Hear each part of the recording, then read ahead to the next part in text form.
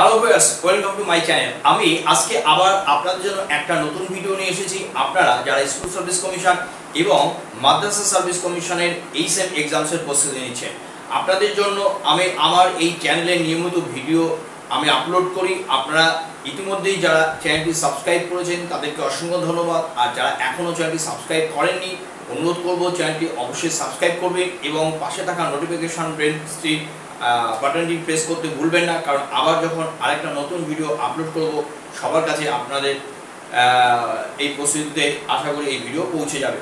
আর আজকে আমি আপনাদের জন্য নিয়ে এসেছি সেট 46 এবং ইংলিশ ল্যাঙ্গুয়েজের উপরে। এছাড়াও আমি আপনাদের জন্য স্কুল ম্যানেজমেন্ট আছে তার উপর নিয়মিত ভিডিও দিই, আশা করি আপনারা সেই ভিডিওগুলো দেখেছেন। আজকের এই সেটে দেখুন 46, আমরা আজকে এই সেটে দেখে নেব কি কি প্রশ্ন আপনাদের জন্য আছে। তাহলে দেখুন প্রথম প্রশ্ন, question number 1, the noun form of pretend is.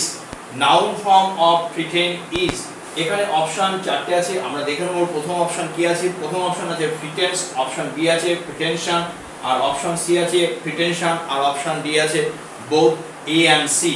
কিন্তু এখানে একটু লক্ষ্য করুন, অপশন বি এবং সি উচ্চারণ এক হলেও বানান একটু আলাদা আছে। এখানে টি আছে, এখানে এস আছে। তাহলে প্রথম option pretence, option B pretension, option C pretension and option D both A and C. তাহলে এই প্রশ্নের জন্য সঠিক উত্তর হবে অপশন ডি, যেখানে লেখা আছে দেখুন both A and C, pretence and pretension. This is correct spelling of pretension. তো সেই কারণে আমাদের অপশন ডি কারেক্ট এবং আমরা অপশন ডি তে দাগ দেব। এবার দেখে নিই কোশ্চেন নাম্বার 2, সেকেন্ড কোশ্চেন কি আছে দেখুন। The plural form of person is. Person এই শব্দটার প্লুরাল ফর্ম কি হবে? এখানে চারটি অপশন আছে। Option A persons, option B people, option C persona, আর অপশন ডি এ লেখা আছে বোথ এ এন্ড বি। তাহলে এখানে পারসন শব্দটার যে প্লুরাল ফর্ম বা বহুবচন হবে সেটা আমাদের খুঁজে বার করতে হবে। আমরা সবাই জানি পারসন এই শব্দটার কিন্তু প্লুরাল ফর্ম পিপল এবং পারসনস এটাও একটি প্লুরাল ফর্ম, কিন্তু যদিও সেটা ডকুমেন্টস, নোটিশ বা ফর্মাল বা ল এই ধরনের কিছু টার্মের ক্ষেত্রে আমরা বেশিরভাগ ব্যবহার করতে দেখি। আর পারসোনা, এটা কিন্তু পারসোনা শব্দটার অর্থ হলো আমরা যখন কারোর সাথে বা বিশেষ কোনো পরিস্থিতিতে আমরা যে আচরণ করি সেই আচরণের ধরনটাকেই কিন্তু পারসোনা বলা হয়। তাহলে পারসন শব্দটার প্লুরাল শব্দ দুটোই হবে, কারণ এ যেখানে লেখা আছে পারসনস এবং বি যেখানে লেখা আছে পিপল। কিন্তু তবু বলবো পারসন শব্দটার জন্য যে প্লুরাল শব্দ সেটা কিন্তু আমরা পিপল ব্যবহার করি। আর পারসন শব্দটা যে প্লুরাল আছে এখানে অপশন এ, এটা কিন্তু আমরা ফর্মাল বা ডকুমেন্টস বা নোটিশ বা লিগাল বা ল এই ধরনের কামের ক্ষেত্রে বা এই ধরনের ক্ষেত্রে আমরা ব্যবহার করি। যাই হোক, যেহেতু পারসনস এন্ড পিপল দুটি প্লুরাল, তাই আমাদের জন্য সঠিক অপশন হবে অপশন ডি, যেখানে লেখা আছে দেখুন বোথ এ এন্ড বি। এবার কোশ্চেন নাম্বার 3 বা থার্ড কোশ্চেন দেখে নিই কি আছে দেখুন। দি অ্যান্টোনিম অফ ভ্যারিয়াস। এই ভ্যারিয়াস শব্দটার অ্যান্টোনিম বের করতে হবে। ভ্যারিয়াস শব্দটার অ্যান্টোনিম, তাহলে এখানে দেখে নিই চারটে আমাদের জন্য অপশন কি আছে দেখুন। অপশন এ ফিউ লেখা আছে, অপশন বি লেখা আছে এক্সেপশনাল এন্ড অপশন সি লেখা আছে আইডেন্টিক্যাল, আর অপশন ডি লেখা আছে অল। তাহলে এই ভ্যারিয়াস শব্দটার অ্যান্টোনিম বা বিপরীত শব্দ কি হবে? আমাদের জন্য যে তিনটে প্রথম অপশন আছে অপশন এ বি সি, তিনটেই সঠিক, তাই আমাদের জন্য সঠিক অপশন হবে অপশন ডি। এবার দেখে নেব কোশ্চেন নম্বর 4 বা ফোর্থ কোশ্চেন কি আছে দেখুন। The synonym of xanthous. এই জ্যান্থাস শব্দটার সমর্থক শব্দ বা একই অর্থ কি? এখানে দেখুন চারটে অপশন আছে। Option A blondie, option B আছে ফেয়ার, অপশন সি আছে ফেয়ার হেয়ার, আর অপশন ডি লেখা আছে অল। তাহলে এখানে জ্যান্থাস শব্দটার সিনোনিম এ বি সি তিনটেই সঠিক, তাই আমাদের জন্য সঠিক অপশন হবে অপশন এ। এবার দেখে নেব 5 নম্বর প্রশ্ন, কোশ্চেন নাম্বার 5 বা ফিফথ কোশ্চেন কি আছে দেখুন আপনাদের জন্য। Professor saying is as grave as a and. এখানে আমাদের চারটি অপশন আছে, যে কোনো একটা নিয়ে আমাদের কমপ্লিট করতে হবে। তাহলে অপশন এ তে লেখা আছে জাজ, অপশন বি তে লেখা আছে পুলিশম্যান, অপশন সি আছে ইন্সপেক্টর, আর অপশন ডি নান। তাহলে কোনটা হবে সঠিক? অপশন এ জাজ, option B policeman, option C inspector. তাহলে professor saying is as grave as, আমাদের জন্য সঠিক অপশন হবে অপশন এ, যেখানে লেখা আছে জাজ, তাই আমরা অপশন এ তে দাগ দিলাম। এবার চলুন দেখে নেব এর পরের প্রশ্নগুলো কি আছে।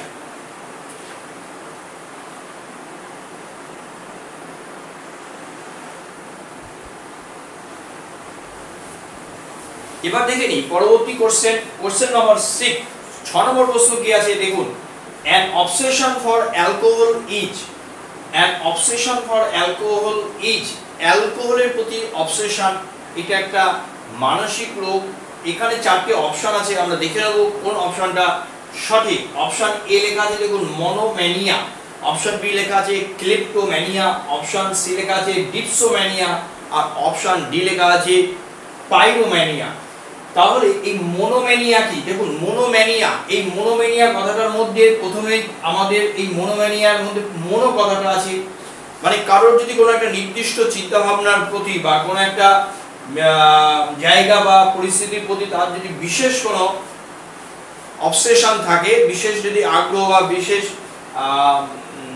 ঝোঁক থাকে, বা সে শুধু সেটাকে নিয়ে ভাবনা চিন্তা করে, এর বাইরে বেরিয়ে আসতে পারে না, এই ধরনের মানসিকের ক্ষেত্রে কিন্তু আমরা বলি মনোম্যানিয়া। অপশন বি লেখা আছে দেখুন ক্লেপ্টোম্যানিয়া, ক্লেপ্টোম্যানিয়া এই কথাটার মানে হলো চুরি করার যে একটা প্রবণতা। আর অপশন সি লেখা আছে ডিপসোম্যানিয়া, আর অপশন ডি লেখা আছে পাইরোম্যানিয়া। অপশন সি যেখানে লেখা আছে দেখুন ডিপসোম্যানিয়া, এই ডিপসোম্যানিয়া মানে কিন্তু অ্যালকোহলের প্রতি তার একটা আসক্তি বা অবসেশন। আর অপশন ডি যেখানে লেখা আছে দেখুন পাইরোম্যানিয়া, পাইরোম্যানিয়া মানে হলো কোনো কিছু আগুন ধরানো বা এই ধরনের যে আসক্তি বা এই ধরনের যে প্রবণতা, যে সে আগুন জ্বালায় বা আগুন ধরিয়ে দেয়, এরকম একটা ব্যাপার, এই ধরনের মানসিক রোগের ক্ষেত্রে কিন্তু আমরা বলবো পাইরোম্যানিয়া। তাহলে আমাদের এখানে যেহেতু অ্যালকোহল শব্দটা আছে, অ্যালকোহলের প্রতি যে অবসেশন বা আসক্তি আছে, এক্ষেত্রে সঠিক অপশন হবে অপশন সি যেখানে লেখা আছে দেখুন ডিপসোম্যানিয়া। এবার কোশ্চেন নম্বর 7 বা 7 নম্বর প্রশ্ন কি আছে দেখিনি। Mark the correct spell word, সঠিক বানান কোন অপশনে আছে আমাদেরকে আইডেন্টিফাই করতে হবে। Option A, option B, option C এবং অপশন ডি, চারটেতেই কিন্তু যে শব্দটা আছে সেটা কিন্তু ইনসেশন। তাহলে ইনসেশন শব্দটার প্রথম আছে I N C E S A N T, option B লেখা আছে I N S E double S A N T, আর অপশন সি লেখা আছে I N C E double S A N T, আর option D লেখা আছে I N C E A S A N টি।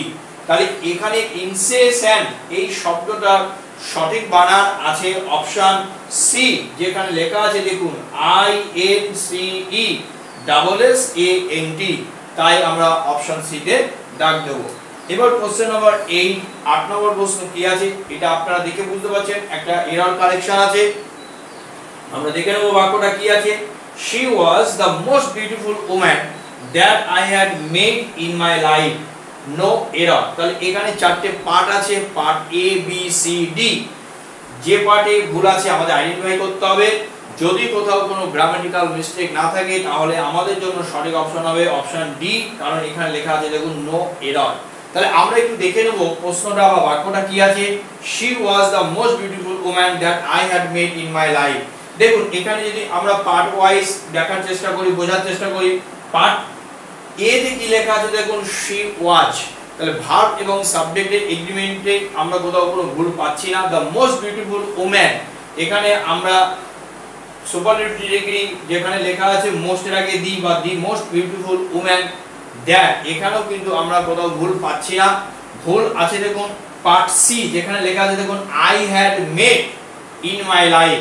দেখুন I had made in my life মানে কারোর জীবনে যে সে সবচেয়ে সুন্দর কাউকে হয়তো দেখা বা কোনো মহিলার দেখা বা সাক্ষাৎ পেয়েছে এইরকম এখানে বোঝানো হয়েছে। তো সেক্ষেত্রে ইন মাই লাইফ এই অংশটুকু যেমন লেখার কোনো প্রয়োজন নেই, আবার এখানে কিন্তু আই হ্যাড মেড, এখানে আই হ্যাড এই অংশে আমরা একটুখানি সংযোজন করতে হবে। এখানে একটা শব্দ আছে এভার, তাহলে আই হ্যাড এভার মেড এটুকুই যথেষ্ট।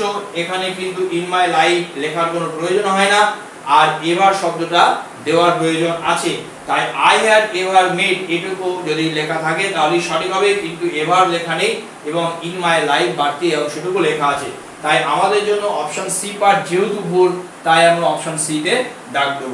এবার দেখুন কোশ্চেন নাম্বার 9, 9 নম্বর প্রশ্ন কি আছে। The adjective of causal, the adjective of causal comes from the noun, কোন নাউন বা বিশেষ্য শব্দ থেকে বা পদ থেকে এসেছে এই causal বিশেষণ শব্দটি বা পদটি।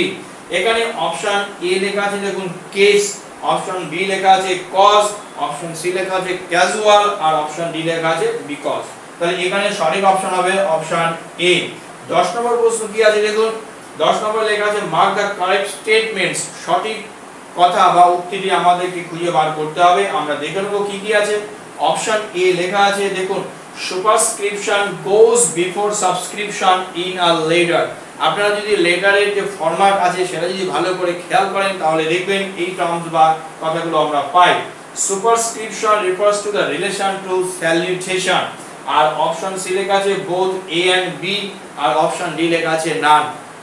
তাহলে একটা চিঠি যদি আমরা ফরম্যাটটা ভালো করে খেয়াল করি আমরা দেখব যে চিঠির অনেকগুলো পার্ট থাকে, তার মধ্যে দুটো তিনটে পার্ট এখানে আমরা পাচ্ছি নাম, একটা হলো সুপারস্ক্রিপশন, আরেকটা হলো সাবস্ক্রিপশন, আরেকটা হলো স্যালুটেশন।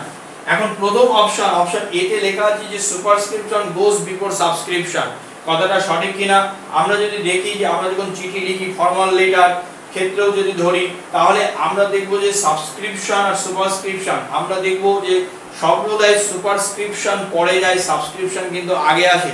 এখানে লেখা আছে সুপারস্ক্রিপশন আগে আসে সাবস্ক্রিপশনের, তাহলে আমাদের কাছে খুব পরিষ্কার যে অপশন এ কিন্তু ভুল আছে।